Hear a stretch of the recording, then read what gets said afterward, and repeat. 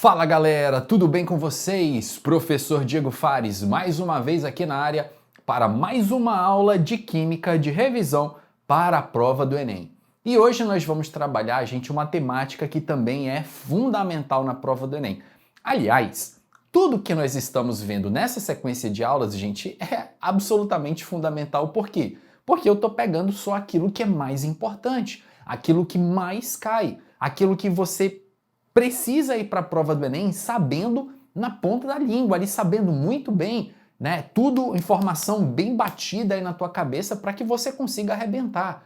Temas que caem pouco, nessa reta final, não é válido você pegar, você tem que pegar aquilo que cai mais. E uma coisa que despenca, galera, na prova do Enem é eletrólise. Claro, eletrólise é um assunto muito importante na prova do Enem. Agora tem um detalhe, gente. Para quem já estudou eletrólise, sabe, isso é um mundo de informações, é um assunto muito grande. Se nós fôssemos trabalhar todos os detalhes da eletrólise, basicamente todas essas videoaulas que eu estou produzindo aqui para vocês, que a gente está diversificando os assuntos, seria tudo sobre eletrólise, e aí a gente revisaria tudo de eletrólise. Então, eletrólise, galera, a gente vai ter que escolher, eu basicamente vou ter que escolher em termos estatísticos, e eu vou apostar, galera, no Enem raiz. Eu vou imaginar que o Enem vai cobrar eletrólise à moda raiz, que seria a eletrólise aquosa com eletrodos inertes. É a parte fundamental da eletrólise. Lembrando que existe eletrólise ígnea, existe eletrólise com eletrodos ativos, existe a parte quantitativa da eletrólise, enfim, muita coisa.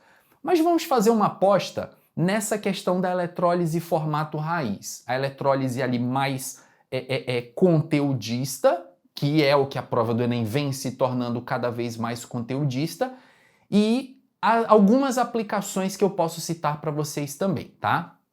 O exemplo que eu vou utilizar, galera, para a gente desenvolver a nossa linha de raciocínio, vai ser a eletrólise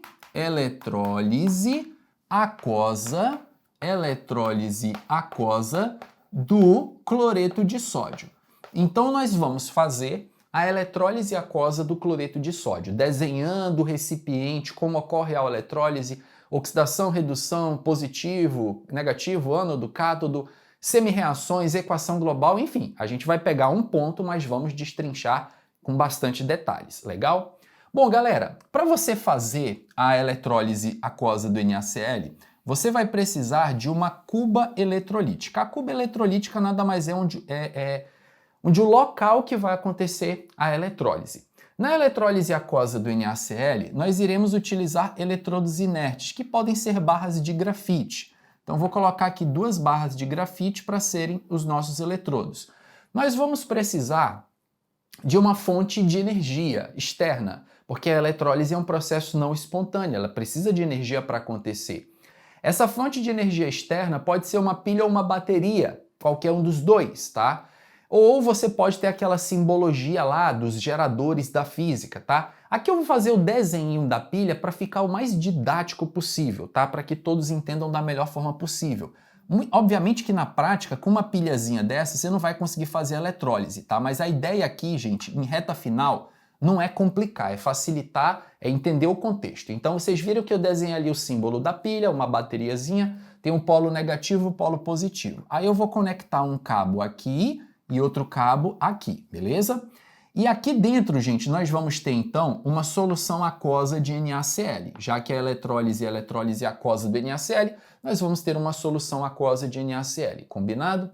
Vamos lá então, galera. Aqui embaixo eu vou equacionar para vocês o que acontece aí na eletrólise para que a gente entenda tudo da melhor forma possível, tá?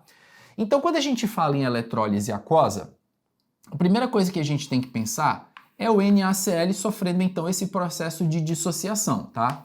Esse NaCl, quando ele é adicionado em água, ele vai se transformar em Na aquoso mais Cl menos aquoso, certo? Então isso significa que aqui dentro dessa solução eu tenho íons Na+, eu tenho íons Na+, e eu tenho íons Cl-. Vamos lembrar que na eletrólise aquosa existe também a autoionização da água, porque uma vez que você tem água aí, as moléculas de água se autoionizam, tá? Moléculas de água, quando se autoionizam, A autoionização ela é dada por um equilíbrio químico, tá, gente? Mas aqui, para simplificar, eu vou colocar só uma setinha. A autoionização da água, moléculas de água se quebram em H+ e OH-. Então, isso significa que aqui na solução, além do Na+ como cátion, eu terei também um H+. Além do Cl- como ânion, eu terei também o OH-. Eu tenho 2 cátions e 2 ânions. Então, a primeira coisa que você faz na eletrólise aquosa é a dissociação do soluto e a autoionização da água. Segundo ponto. Vocês lembram que na pilha os elétrons saem do polo negativo, ó. Então o elétron vai sair aqui do polo negativo da pilha, certo? Vai chegar aqui na barra de grafite e alguém aqui na solução vai ter que receber esses elétrons. Alguém vai receber. Ah, recebe os dois, professor? Não, recebe só um dos dois. Entre sódio e hidrogênio, o H+, quem tem mais tendência para sofrer redução? A ordem, gente, para sofrer redução, eu vou colocar aqui, ó, a ordem, a preferência entre os cátions é essa aqui, ó. D+, ganham do H+, que ganham do Al. O que é Al, professor? É alcalino terroso e alumínio. Alcalino terroso e alumínio. Por isso que o nome é Al. Alcalino terroso e alumínio, beleza? D+ ganha do H+, que ganha do Al. Essa aí é a sequência básica aí de preferência para sofrer redução entre os cátions. D+ ganha do H+, que ganha dos alcalinos terrosos e alumínio. Aqui vocês estão vendo que entre os dois cátions eu tenho o sódio, que é um alcalino, e eu tenho um H+. O H+ ganha do alcalino. Logo, na hora de sofrer redução, quem sofrerá redução, ó, é o íon H+. O íon H+ vai se aproximar desse eletrodo para sofrer redução. A gente lembra que o hidrogênio, galera, ele sofre redução em duplo. Ó. Você vai precisar de 2 íons H+. Esses 2 H+ irão receber 2 elétrons. E quando o H+ reduz, ó, ele se transforma no gás hidrogênio. Então, houve aí a produção de gás hidrogênio. Se houve a produção de gás hidrogênio, isso significa que bem aqui, ó, galera, eu vou notar a formação de umas bolhas, ó. Aqui nesse eletrodo vai estar saindo umas bolhas. E essas bolhas, elas são de quê, professor? H2.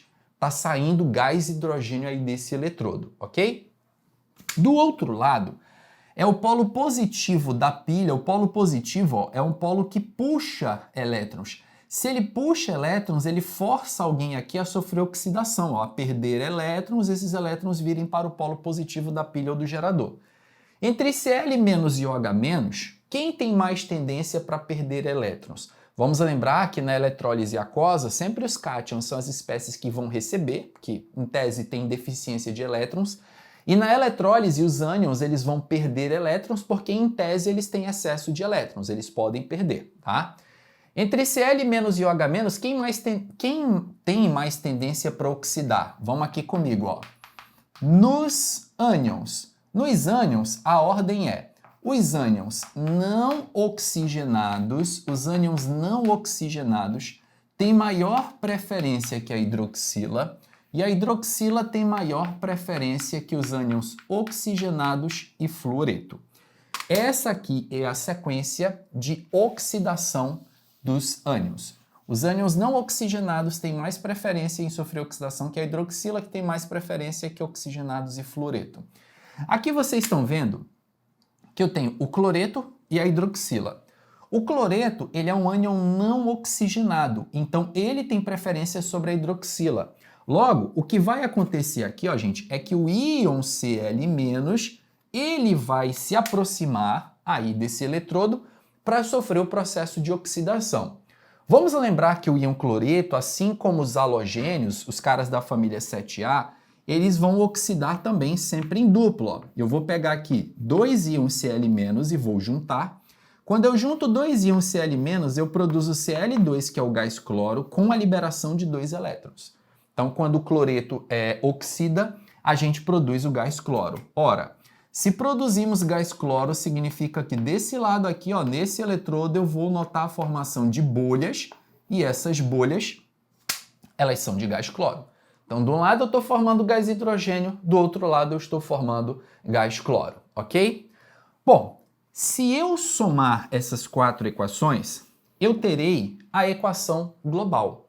Como é que a gente faz para somar as equações, professor? Primeiro a gente olha os elétrons, a gente precisa cancelar todos os elétrons que são iguais de um lado e do outro, ó, tipo 2 elétrons e 2 elétrons, eu não preciso mexer. A gente tem que cancelar, ou tentar cancelar, os íons que são iguais de um lado e do outro.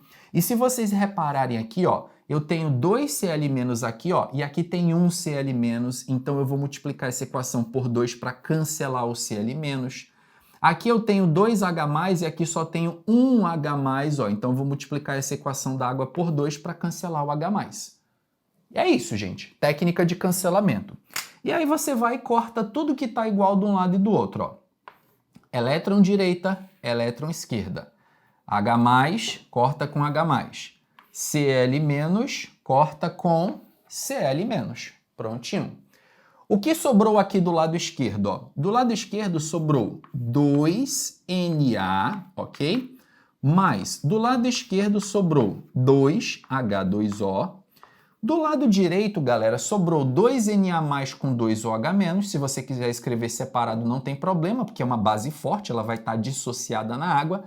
Se você quiser escrever assim, ó, 2NaOH também não tem problema, porque eu vou entender que se ela está na água, ela está dissociada, dá no mesmo, tá? Nós formamos aqui do lado direito. Quem mais tem do lado direito? Ó? Do lado direito tem H2 e do lado direito também tem Cl2. Ó.